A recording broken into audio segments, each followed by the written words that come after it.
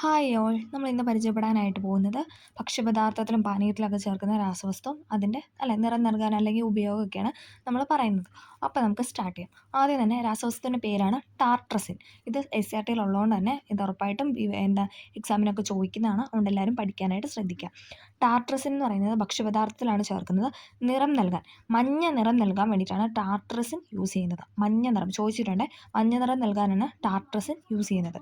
ഇനി എറിത്രോസിൻ എന്ന രാസവസ്തു ചുവപ്പ് നിറം നൽകാനായിട്ട് ഭക്ഷ്യപദാർത്ഥത്തിൽ ചേർക്കുന്നതാണ്. ഭക്ഷ്യപദാർത്ഥത്തിന് ചുവപ്പ് നിറം നൽകാനായിട്ട് ചേർക്കുന്ന രാസവസ്തുവാണ് എറിത്രോസിൻ.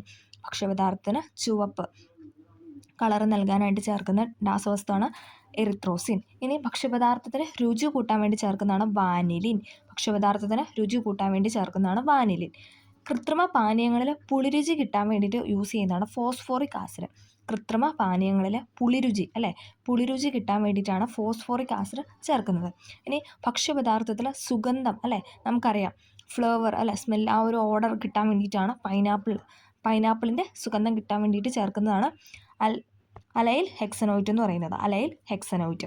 ഓക്കെ, ഭക്ഷ്യപദാർത്ഥങ്ങളിൽ പൈനാപ്പിളിൻ്റെ സുഗന്ധം ലഭിക്കാനായിട്ട് ചേർക്കുന്നതാണ് അലൈൽ ഹെക്സനോയിറ്റ്. ഒന്നും കൂടെ പറയാം. ഭക്ഷ്യപദാർത്ഥത്തിന് മഞ്ഞ നിറം നൽകാനായിട്ട് ടാർട്രസിനും, ഭക്ഷ്യപദാർത്ഥത്തിന് ചുവപ്പ് നിറം നൽകാനായിട്ട് എറിത്രോസിനും, ഭക്ഷ്യപദാർത്ഥത്തിന് രുചി കൂട്ടാൻ വേണ്ടിയിട്ട് ചേർക്കുന്നതാണ് വാനിലിൻ. നമുക്കറിയാം എസൻസ് വാനില എസൻസ് ഒക്കെ നമ്മൾ ബിരിയാണിയിലൊക്കെ ചേർക്കുന്നു.